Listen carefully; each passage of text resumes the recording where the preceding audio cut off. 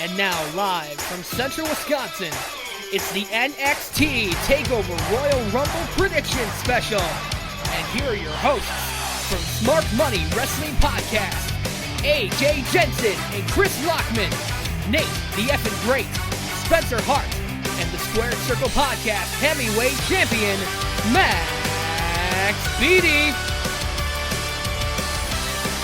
What's going on, guys? It is the Squared Circle Podcast Prediction Special here on Spreaker.com, iTunesPlayer.fm, PodDirectory.com, Stitcher.com, TuneIn Radio, IWNerd.com, WrestleWorld.uk, and on the Satchel Player for your Android and iPhones.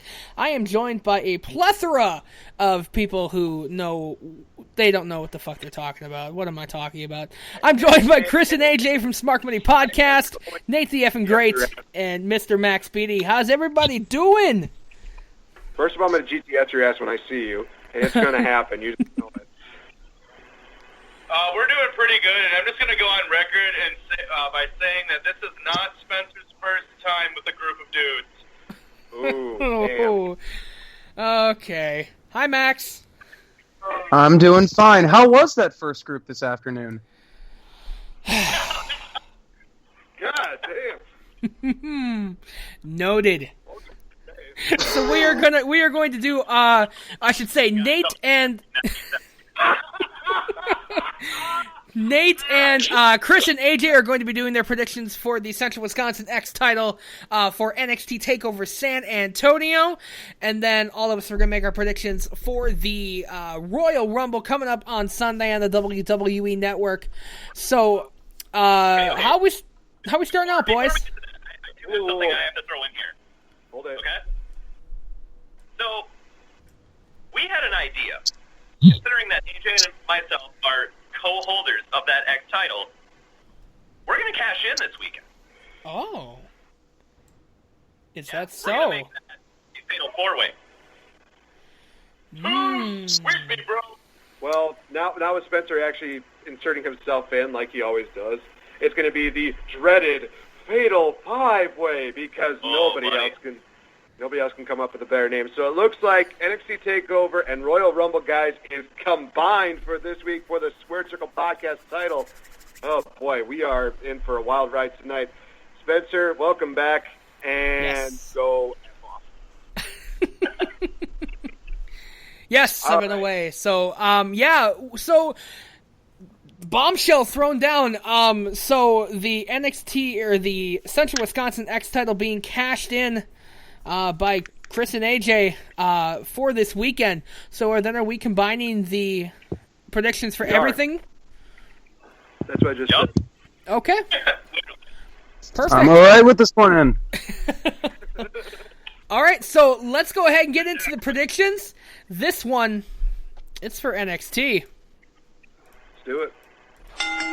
The following predictions are scheduled for NXT TakeOver San Antonio, and they are for the Central Wisconsin X title.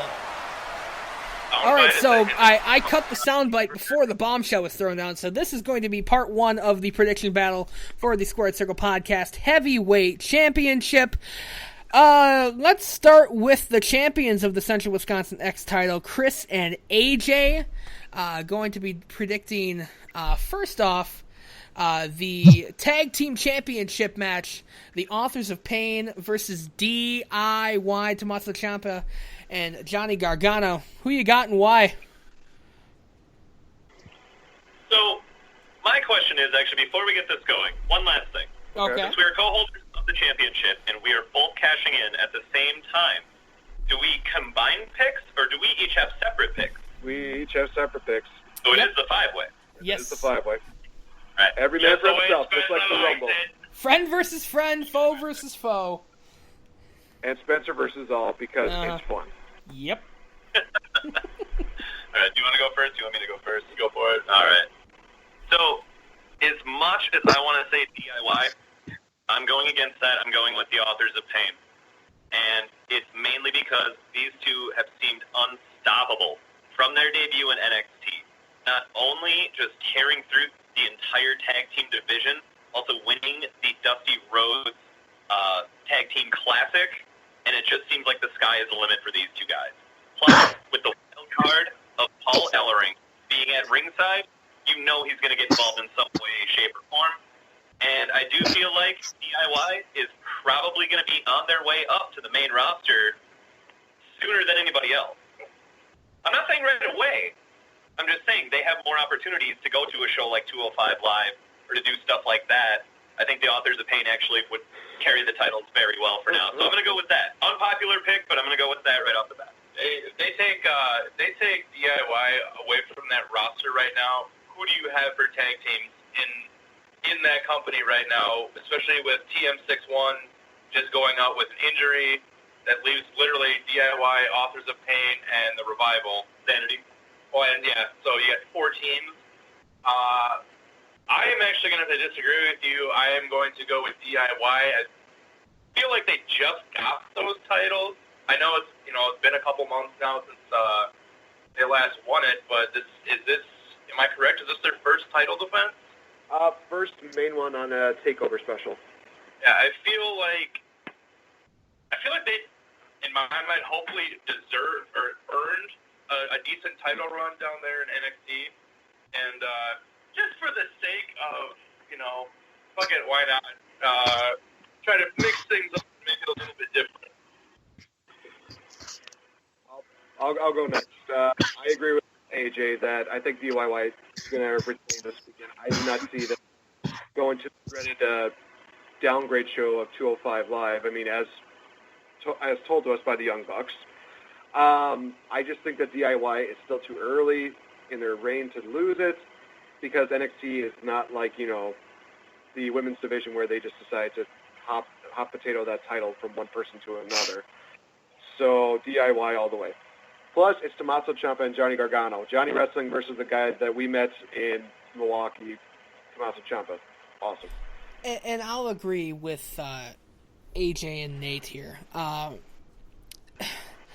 NXT, there are a lot of tag teams there's not a lot of tag teams in NXT right now. So to what Chris said, or whoever said, I can't remember who said it, they possibly pulling them up sooner rather than later. It's too soon. They just got the titles, and I think they're really going to run with DIY. Because they really were that underdog story, in my opinion. So I'm going to stick with my gut pick on this one, and I'm going to pick DIY. Mac? I got to be in the same boat. The roster for the tag division down there is just it's too thin. They just got the belts. I still get to see the Authors of Pain picking them up, but I think it's pretty foregone that DIY is retaining. Mm-hmm. And that's a good point as well. Is had Shane from TN61 not gone down with injury, we may have been talking a different story here, boys. But because of that, and the roster now kind of on its heels, yeah. The next match is just a singles match: Roderick Strong versus Andrade Cien Almas. Boy. I'll go first on this one. I think this one's easy. I think Roderick Strong, his first NXT takeover since joining the NXT roster. I know that Almas needs the win, but it's Roderick Strong we're talking about here, folks. You want him to come out strong. Get it?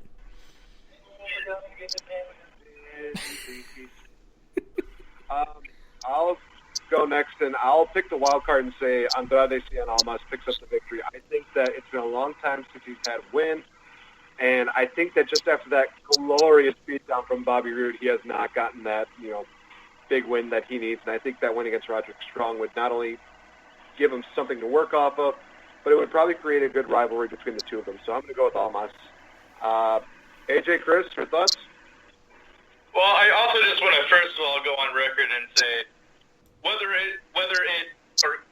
when either Chris or myself wins this title, Here we go. just know that we are going to Chris Jericho and Kevin Owens the shit out of that. Just to let you know, I'm gonna go with old Roddy. I kind of feel like Andrade or whatever the fuck his name is, Cien Almas or fucking themselves. I still call him La Sombra. Yeah. I hate the new name. La Sombra Hummus. Yeah, that guy. I kind of feel like he's kind of turned into the NXT jobber. I can't even remember the last time I saw him win a match. And with someone as big and as well known as Roddy coming in, I don't think you give him a loss right away. You didn't do it with Nakamura. You didn't do it with you get still there? Okay, Yeah, we're good. You didn't do it with Nakamura. You didn't do it with Balor. You didn't do it with Owens. They really, when they bring in these big, well-known indie guys, they get their wins on their first match. So I'm just gonna we'll go Roddy on this one. All right, Chris? Yep, Roderick Strong. Not really too much to say about it. Never really been the biggest fan of Almas. Seemed a little bit boring and extremely watered down from what he was before he actually joined NXT. But I'm going to have to go with Mr. ROH because Mr. ROH in the next year and a half is going to become Mr. NXT. And Mr. rounding Champ? off his match. Well, you might as well have taken the words right out of my mouth. I'd unfortunately never seen La Sombra before he became Andrade Almas, so I had to go back and look at that, and yeah, watered down. That's kind of the perfect phrase for it. On top of that, I do think that you're right. Mr. ROH within the next year is going to be Mr. NXT, so Roderick Strong. Perfect. All right, so the next match on the card. Your picks. So the next match on the card is Eric Young versus Ty Dillinger, the Perfect 10. Ty Dillinger. Tough one. This is a tough one because if I'm like all the internet smarks right now, I'm thinking what's going to happen based on a hope. And I'm going to take it. I'm going to take Eric Young in this one because, and we'll get to it, come on, number 10 at the Royal Rumble, for Christ's sake, just do it. I definitely want to go next on this one. I am agreeing that Eric Young will get the win here, but with Dillinger, don't debut him at 10, debut him at 11, because you know how many people will get so pissed off if he doesn't come out at 10, and then the next guy to come out is him at 11. You know what would be even better? This would be even better. If this was like a co-ed Rumble, instead of having him come out at number 10, which everyone on the face of the planet thinks is going to happen, who do you have come out at number 10? Fucking Eva Marie. Oh, God, no. Oh, that's just fucking evil, man. We don't live in a world where WWE is going to do that. Would I like to see him debut at number 10? Yes, but I think it's going to happen probably more so than not. But it is the WWE. They're not known for their creative thinking, so to speak, these last couple of years. I'm going to go EY with the win as well. I think I want to say the last 2 or 3 NXT shows, I picked Ty Dillinger to win, and he's let me down every single time, so fuck him. EY never really let me down in TNA when I did watch it, so. And especially, it does seem like when somebody gets sent up to the main roster, they have that send-off match. Yeah. I mean, Sami Zayn is one that really comes to mind for me, where you could tell by the way he even entered, eyes kind of welling up a little bit, like you could just tell that feeling of like he's probably going up to the main roster. I feel like that's going to be the same feel we're going to have in this match. Kind of the same thing with Balor too. When Balor had his last match, just not so much in the entrance because his entrances are dope, but you just got that feel. You got that feel afterwards, and definitely like the kind of eyes were glazed over, kind of teary eyed. So this will probably be a send off, but good for him. So again, everybody's going for Eric Young. I will be the odd man out if I have to be, and I'll pick Ty Dillinger on this one just because I think that with Eric Young, he could still lose but still look great. Ty Dillinger just definitely needs the big-time win right now. And if he gets the win, enters into the